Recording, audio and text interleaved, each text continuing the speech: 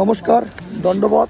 যাই হোক, আজি আমার জলপাইগুড়ি ডিস্ট্রিক্টত বা জলপাইগুড়ি আমার যে কোর্ট, যেটা আমরা কই ডাঙামারি করলে, ঝগড়াঝাটি করলে, কেস কেসারি খালে যেটাই বিচার হয়, যেটা সালিশ হয়, যেটা কিনা সব কিছু সমাধান হয়, সেটাই আমরা আসছি। যাই হোক, যেই কাজে আমরা আসছি সেই কাজ আমার অনেকখানি হয়ে গেছে। এটাই বসে আমরা আড্ডা মারছি, এটাকে আমরা পরিবেশটা দেখেছি, এটা কি মানে কেমন ব্যাপার একটু দেখা তো ঠিকানাটা দেখা। এটা হচ্ছে আমার জলপাইগুড়ির কোর্ট, আর এই কোর্টে আসি আমরা আসিয়া গছ বাগানে বসে আছি। খুব সুন্দর জায়গা, একদম নিরিবিলি পরিবেশ, মন শান্তি করা জায়গা। আরেকটা জিনিস দেখি ভালো লাগিল। যাই হোক, এর আগত মই কুচবিহার দেখছু, কুচবিহার কোর্টও দেখছু, দার্জিলিং দেখনু, কিন্তু জলপাইগুড়ি কোর্টত আমার বেশি আসামি আইসে না।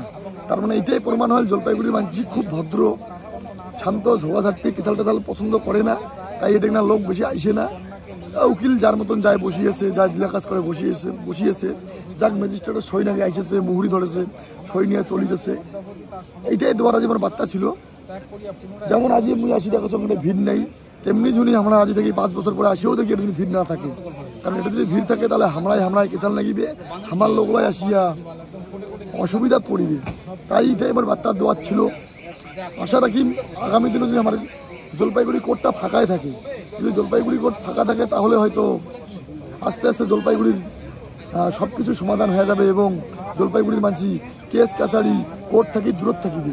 আর ভগবানের কাছে আরাধনা প্রার্থনা এটাই করিম, জলপাইগুড়ির বাসিন্দাদের মানুষেরা যিনি মানে কেস কাছারি বা কোর্ট থাকি দূরত থাকে।